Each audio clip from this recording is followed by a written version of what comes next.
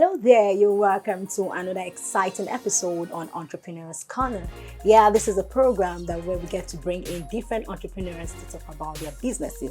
And I still remain your humble host, Kende Bashir. You're welcome to ekohotblog. So today I have a well-skilled textile designer who has been doing well in the textile industry. Yeah, I know you want to know more about her. You will, but I'd like us to go on a quick break. When we come back, the program continues. Stay tuned.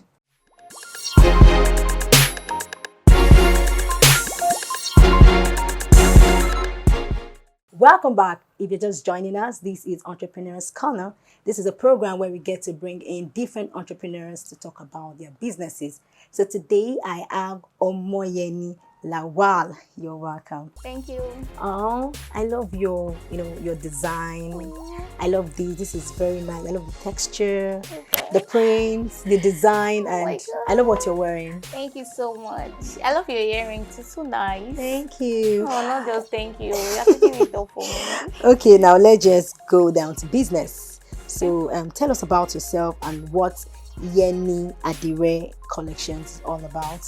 My name is Lawal Amdalat Adegunpe, a graduate of Textile and Diversification, where I studied economics. Okay. And I'm this kind of person that I like traveling, meeting people, trying to make impact in the community. And concerning Yeni Adire Collection, I started my textile designing journey back then in school, where I had to take a vocational studies. So I actually went to various classes before I ended up in textile designing. Because when I go to school, being a fresher, they'll tell you, oh, do this, don't do that, and all. So my senior colleagues were like, Yeni, go for fruit juice. Fruit juice, you spend less, and you won't have much stress to deal with. So I'm getting to the class. We have loads of people that want to take up food juice also. So I was always staying at the back, first time, second time. And me being a short person, I'm always like, I can't cope. So, and then when my dad was still alive, we used to be very close pal. So I called my dad, hello, Popsy. They said we are going to do vocational studies though, and I've gone for one class. It's just filled up to the extreme and all. So it was like, okay, what about tailoring? I'm like, okay, that's a good one. They even said we'll be making use of machines when we take the tailoring class. So I went to the tailoring class and the lecturer was like, you will feed this, feed this. You will it wasn't really interesting. It wasn't really interesting. No. I really can't do this. Like, how am I going to cope? It's a 4 years course. No. So I had a textile designing class, so I went for the class and it was so fun. It was everything I wanted in that course. I'm like, oh, I'm going for this. So I called my dad. I'm like, Popsy, I've seen a better one that I'm going for textile. And I was like, okay, no problem. Anything that's cool, she's cool me also. So that's how we started the journey. And I didn't know that I was going to do this as an occupation. Actually, I was just doing it for the fun of it. Wow. Later, some years after, when I was in 400 level, then I lost my dad, and I have a lot of responsibility to take care of myself, my mom, my siblings, and also I'm like, how do we go about it? So then I have this area uncle, and he was like, okay. So this time I was so broke in school, so I called him, Uncle Shem, hello sir, and he sent me money. So when he sent the money, I'm like, if I use this money to get food stuff, I'm going to exhaust them in like few weeks time. So a friend of mine was like, why don't let's start this Adire business fully. I'm like, okay, I have 5,000 naira. What can we do with it? We bought little materials and that's how we started. So there were ups and downs, but then consistency is the key. Okay, now what inspired you to be a textile designer? Okay, my greatest inspiration has been my dad, because I remember when I just finished my junior school. Then he actually took me to a woman in the neighborhood. Then I was like, okay, let's do this. But my mom was like, oh, she's too young. I don't want her to be exposed to all these and all. So my dad was like, okay. So I would say my inspiration has been my dad. Daddy, we love you wherever you are. Okay, so what do you love most about your work as a textile designer? Being a textile designer has been everything to me. Like, I've been able to explore more than what I can imagine. Like, it's been an exploration beyond imagination. So, Wow, short and simple. Okay. very simple. Okay. Now, looking at your payoff line, I could see that you have creativity unleashes your uniqueness. So, how do you use this creativity to stay ahead of your competitors?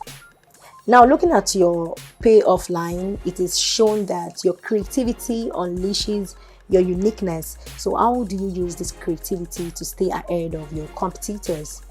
Okay, first thing first is I used to tell people that there's nothing you want to do that someone has not done before, or there's nothing you are doing now that has not been done before, or something you will do that someone else is not doing now.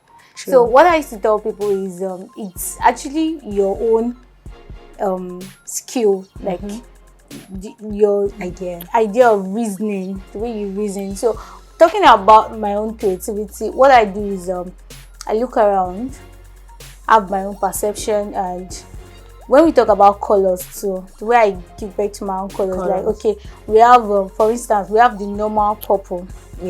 Normal purple as a color.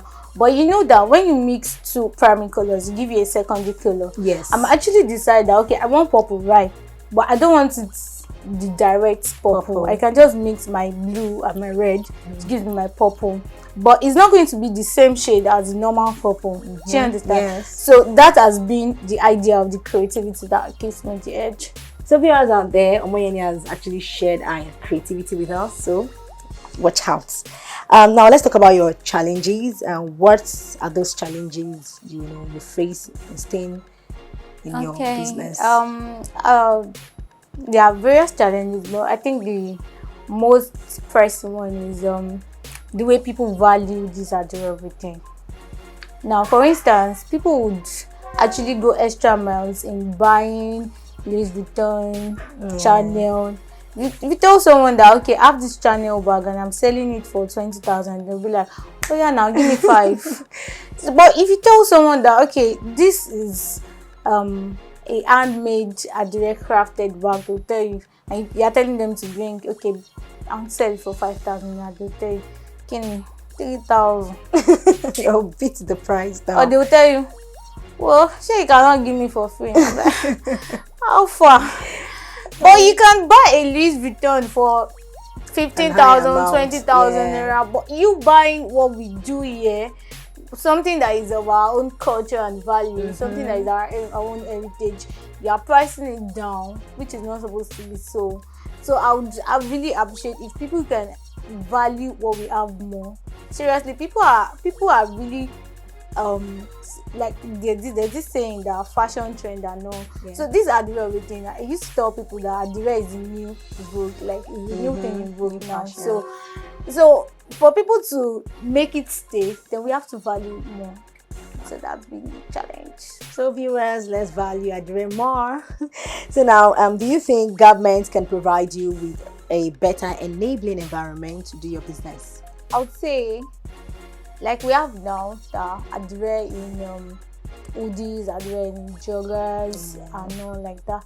So and all these materials, they are being exported and all. So if we can get them at a readily available market, like it's not really choking price, not at the choking price, it's quite affordable, I think it's going to up the market. Because if you get a material that is quite affordable, you won't want to sell it at the extreme. Not to talk of people now saying it's too expensive.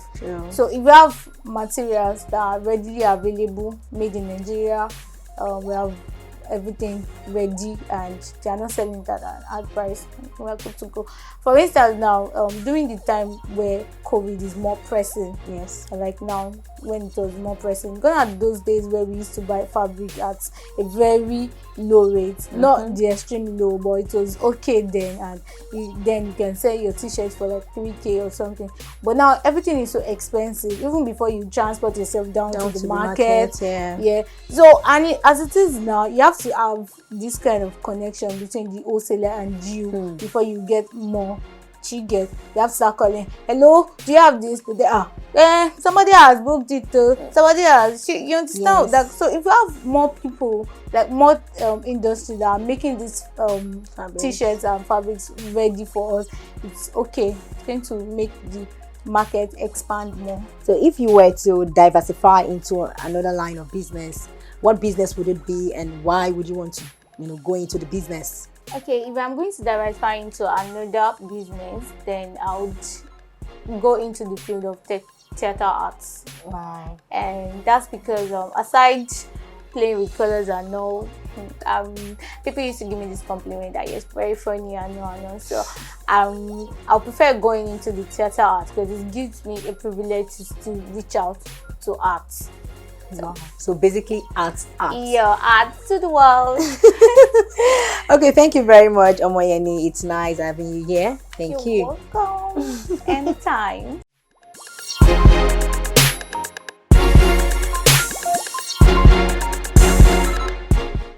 Okay, if it doesn't challenge you, it doesn't change you. And that's it on Entrepreneurs Corner. I hope you had fun with us today. Do join us for another exciting episode on Entrepreneurs Corner. And don't forget to follow us on all our social media platforms at ekohotblog. I still remain your humble host, Kendi Bashir. Thanks for watching. See you next time.